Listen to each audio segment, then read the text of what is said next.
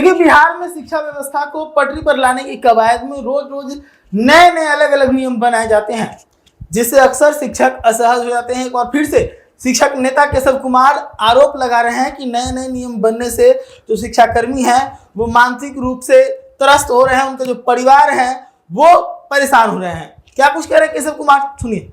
बिहार के शिक्षा विभाग में रोज नई नई जो नियम बन रहे हैं, जो नियम लागू हो रहे हैं, उससे लग रहा है ऐसा कि न सिर्फ सरकार बल्कि बिहार के शिक्षा विभाग के तमाम पदाधिकारी और कर्मी, चाहे वो शिक्षक हो, प्रधान शिक्षक हो, बीओ, डीओ, डीपीओ से लेकर के जितने पदाधिकारी हैं, सभी मेंटल डिस्टर्बेंस का शिकार हो गए हैं। कोई किसी का मेंटल संतुलन नहीं है।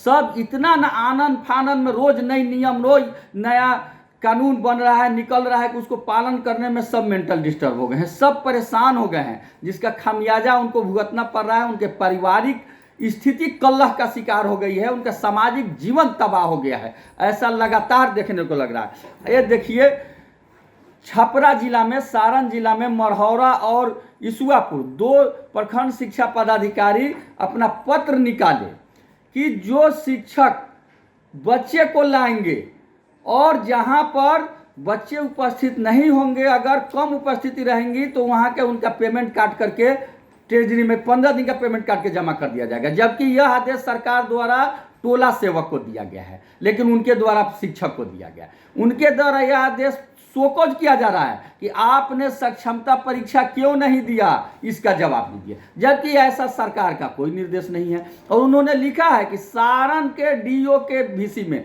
क्या पूरे बिहार में सारण के डीओ ही वीसी किए, क्या 2 ही प्रखंड के लिए किए? तो ये स्थिति बन गई है। कहीं भी आप जाइए, हर जगह नियम बना है। जांच पदाधिकारी हौलदार को, सिपाही को राइफल धरा करके उनको एसपी का पावर दे दिया गया है। तो बताइए कि क्या स्थिति होगी? ये तो बदतर स्थिति होगी ना। उनको दे दिया गया है विद्यालय जांच। एमए, पीएचडी, एमएससी जो टीचर है, बीएड, एमएड है, उनका जांच कर रहे हैं टोला सेवक। उसमें स्पष्ट है कि जो निरीक्षण करता है वो विद्यालय में जाएंगे, जहां विद्यालय का बोर्ड है उसके नजदीक खड़ा होकर के अपना फोटो खींचेंगे और उसको अपलोड करेंगे, ताकि ये पता चल सके कि कितने बजे कौन निरीक्षण करता किस विद्यालय का फोटो खींचा। यही आदेश है सरकार का। लेकिन निरीक्षण करता जा रहे हैं विद्यालय में, सभी शिक्षक को कह रहे हैं आ जाओ आ जाओ आ जाओ, ग्रुप में फोटो खींचा के डालेगा। जबकि ऐसा कहीं नियम नहीं है। कहीं कहीं तो निरीक्षण करता कह रहे कि छात्रों के फोटो खींच के डालिए, अब पढ़ाइए, हम उसको देख करके डालेंगे। अरे भाई, एमएससी पीएचडी लोग पढ़ा रहे हैं, उसकी जांच एक टोला सेवक क्या करेंगे? उसकी जांच जो रिटायर्ड बीआरपी हैं, जिनको सरकार कह दी कि अब आप काम करने लायक नहीं हैं, अब आप घर पर जाके आराम कीजिए, वो जांच कर रहे हैं, वो क्या करेंगे? तो सभी, किसी भी पदाधिकारी से आप पूछिए कि सर इसमें क्या नियम है, सब लोग कह रहे हैं हम वही नियम है जो आप जान रहे हैं, वही नियम है जो चिट्ठी निकला है।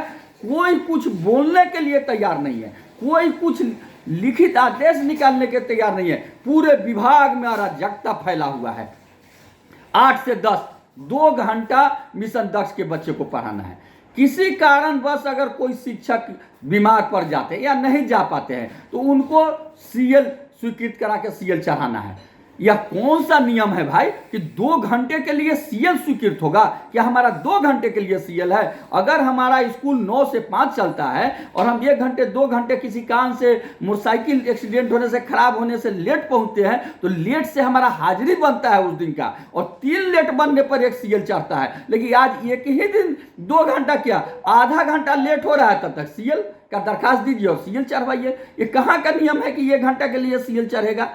लेकिन ऐसा हो रहा है और कोई बोलने वाला नहीं है, कोई रोकने वाला नहीं है, कोई टोकने वाला नहीं है।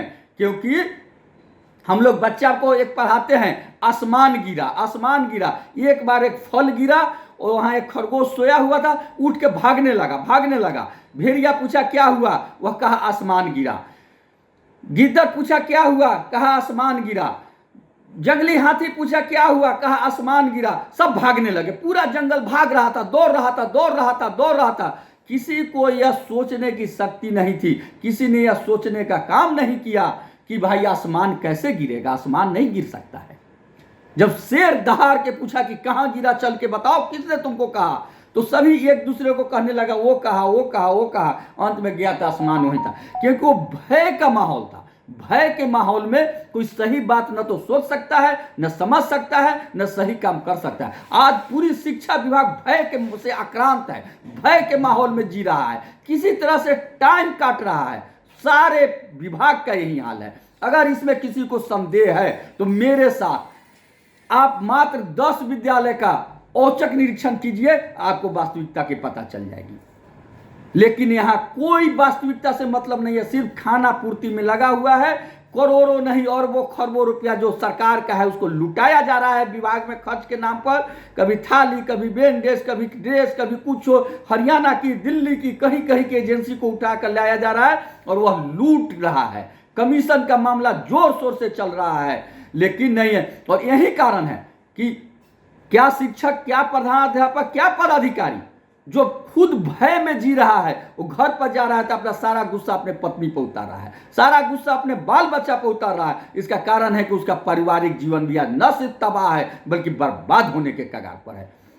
इसलिए हम सरकार से मांग करते हैं, बिहार के तमाम शिक्षाविद से मांग करते हैं, तमाम शिक्षक शिक्षिका बहनों को आह्वान करते हैं कि आप आगे आइए और आप अश्वमेध के घोड़ा को रोकिए। बताइए कि ये जो अश्वमेध का घोड़ा चल रहा है गलत चल रहा है, क्योंकि गलत को गलत नहीं कहना भी अपराध है। नहीं पाप का भागी केवल व्याग, जो तटस्थ है समय लिखेगा उसका भी अपराध। इसलिए अगर इस अराजकता की स्थिति में आप तटस्थ है, आप आगे आकर के इसका नहीं किए तो निश्चित रूप से आज जो हजारों घर बर्बाद होगा, जो हजारों परिवार बर्बाद होगा, उसके जिम्मेवार आप होंगे और कल इसका जवाब देना पड़ेगा। इसका खामियाजा सरकार को भुगतना पड़ेगा, इसमें शामिल तमाम पदाधिकारियों को भुगतना पड़ेगा। आपका केशव कुमार, प्रदेश अध्यक्ष शिक्षक संघ बिहार। तो सर, आपने किस प्रकार से एक बार फिर से केशव कुमार ने शिक्षा कर्मियों के परिवार को लेकर चिंता जताया है, शिक्षा कर्मियों को लेकर चिंता जताया है, उनकी मानसिक स्थिति को लेकर चिंता जताया है। उन्होंने कहा है कि जिस प्रकार से रोज रोज नए नियम कानून बनते हैं उससे लोगों के ऊपर दबाव ज्यादा बढ़ रहा है, इससे समस्या बढ़ सकती है। ऐसी तमाम खबरों के लिए जुड़े रहिएगा दैनिक न्यूज के साथ। धन्यवाद।